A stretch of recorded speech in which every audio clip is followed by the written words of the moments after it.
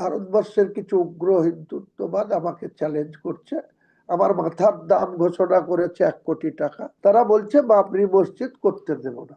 আমি বলেছি ক্ষমতা থাকলে তোমরা আটকে নেবে। 700 বছরের মোগল সম্রাটরা যদি তারা মনে করতো কোনো জাতি বিদ্বেষী হতো, তাহলে হিন্দুস্থানে হিন্দু নামক কোনো ব্যক্তি থাকতো না। ভারতবর্ষ একটি ধর্মনিরপেক্ষ দেশ বা রাষ্ট্র।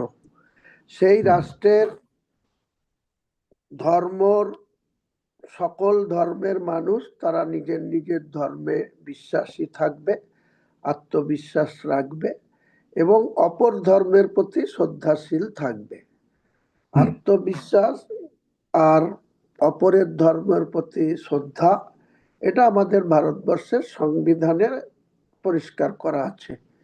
কিন্তু আজকে যে ভারতবর্ষের সরকার, নরেন্দ্র মোদীজি যে প্রধানমন্ত্রী তিনবার, 2014, 2019, 2024, 2014-তে তিনারা সিট পেয়েছিলেন 282, 2019-এ তিনারা একাই সিট পেয়েছিলেন 303 তাদের, এবং 2024-এ 2024-এর 22শে জানুয়ারি ঘটা করে সেখানে যেখানে বাবরি মসজিদ ছিল, সেই বাবরি মসজিদের বিতর্কিত জমি দেখিয়ে অনারেবল সুপ্রিম কোর্ট, ভারতবর্ষের সব থেকে সর্বোচ্চ ন্যায়ালয়, সেখান থেকে বলা হলো, একটা জাজমেন্ট আসলো 2019 সালের নভেম্বর মাসে, যে হিন্দুদের ভাবাবেগের জন্য কোনো রেকর্ড,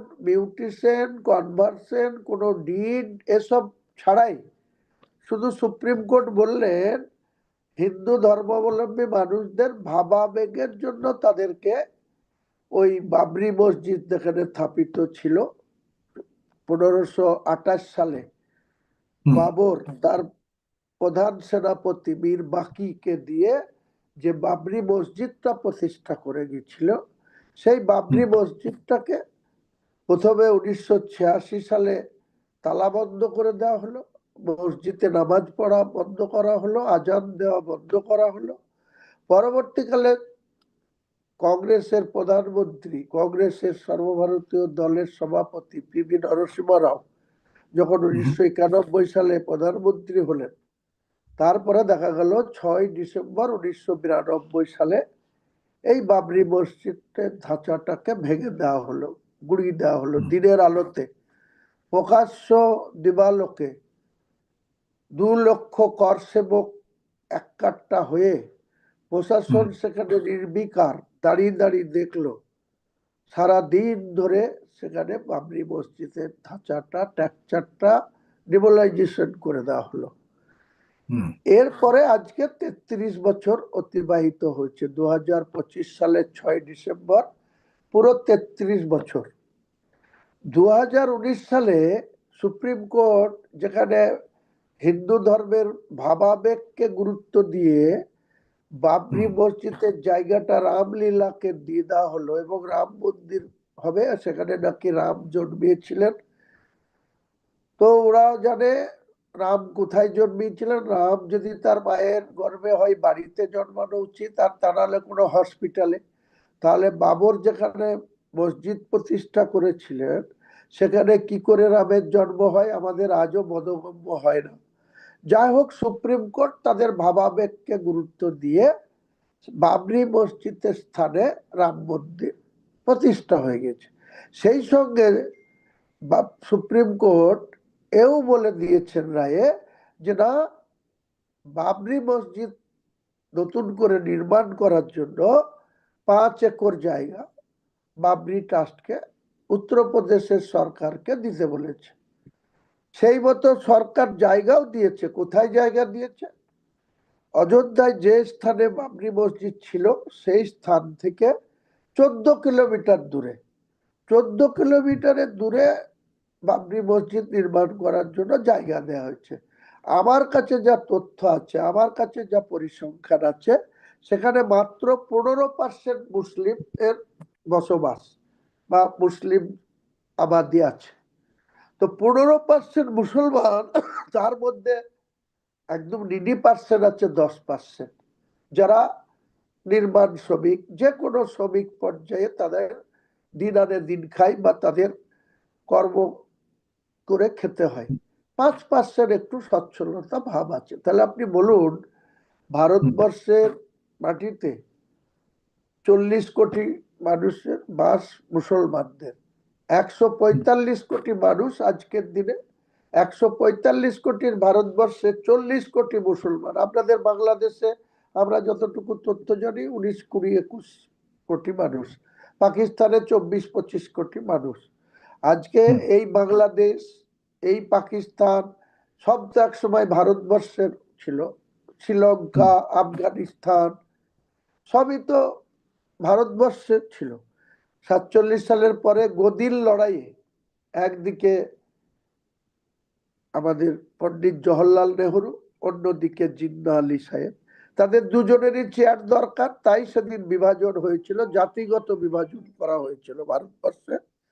পশ্চিম পাকিস্তানের জন্ম হলো। পরবর্তীকালে ইন্দিরা গান্ধীর নেতৃত্বে আপনাদের বাংলাদেশ হলো 1971 সালে। সব ইতিহাস হয়ে গেছে।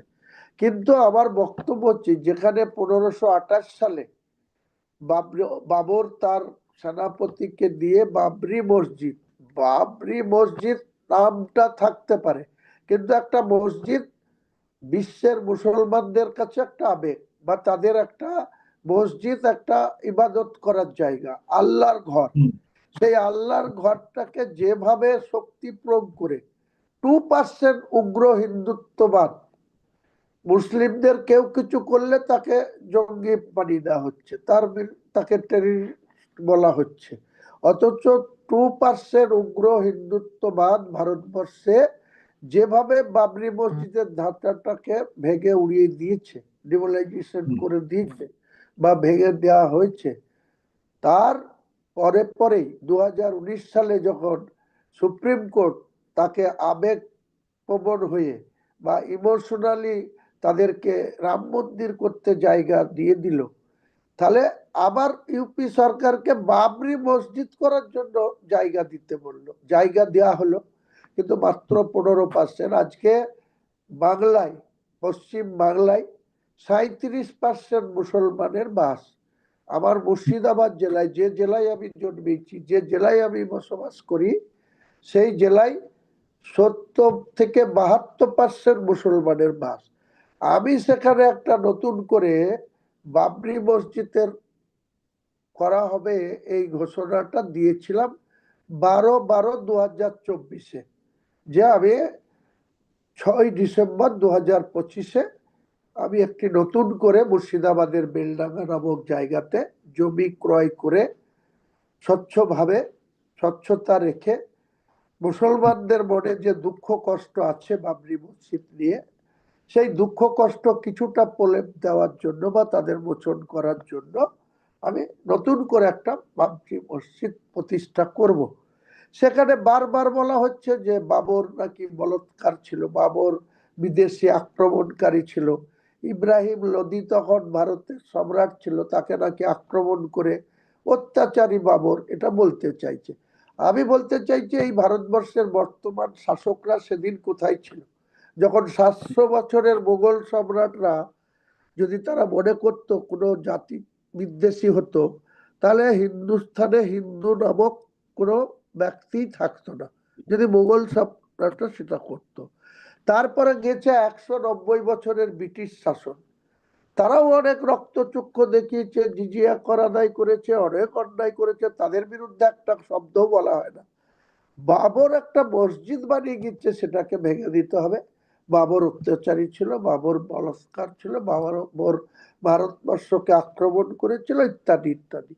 আমি সেই জায়গায় বলেছি যে আমি আমার জীবনের বিনিময়ে হলেও এই যে মুসলমানদের আবেগ, গোটা বিশ্বের মুসলমানদের এটা একটা আবেগ আছে, ভারতবর্ষের মুসলমানদের আছে, আপনাদের পার্শ্ববর্তী রাজ্য যে দেশ বাংলাদেশ, সেই দেশের মানুষেরও একটা আল্লাহর ঘর, সেটা যেভাবে ভাঙা হয়েছে তার প্রতি আপনাদেরও আবেগ রয়েছে।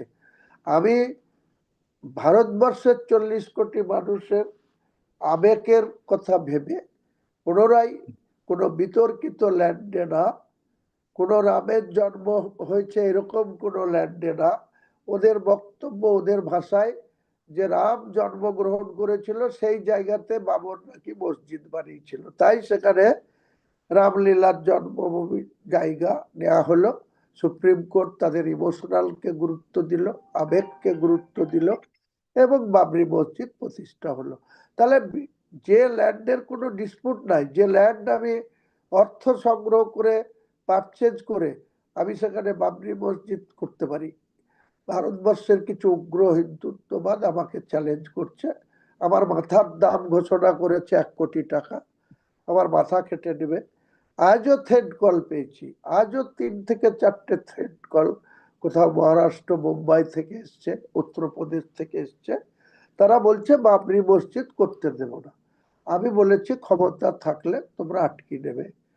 বিজেপির এক শ্রেণীর নেতারা এক ধরনের কথাবার্তা বলছেন, আমি খুব শান্তভাবে তেনাদেরকে বোঝাবার চেষ্টা করছি যে আমি কোনো হিন্দু বিদ্বেষী কাজ করছি না, আমি কোনো সাম্প্রদায়িক সম্প্রীতিকে চ্যালেঞ্জ করছি না। সাম্প্রদায়িক সম্প্রীতিকে অটুট রেখে আমার অধিকার, মুসলমানের মসজিদ বানানোর অধিকার, যে কোনো ধর্মাবলম্বী তাদের নিজের নিজের ধর্মের আচার আচরণ মেনে চলা। ইসলাম নবী সাহেবের উম্মত হিসাবে আমরা নবী সাহেবের শেষ নবীর নির্দেশকে পালন করি, আমাদের কোরআনকে পাথেয় করে আল্লাহর উপরে ভরসা রেখে ঈমান নিয়ে আমরা মুসলমান কবরে যেতে চাই।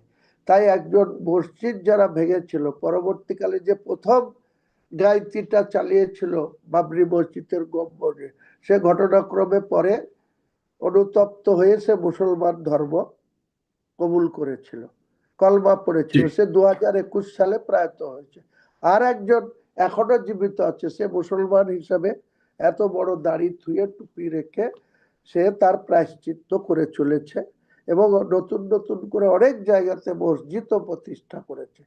তাই আমি মনে করেছি যে উগ্র 2% হিন্দু যে জেদ করে আমাদের বাবরি মসজিদ একটা ঐতিহাসিক সৌধকে ভেঙেছে, সেটা আমি একটা পূর্ণ প্রতিষ্ঠা করব বা দ্বিতীয় একটা বাবরি মসজিদ নির্মাণ করব।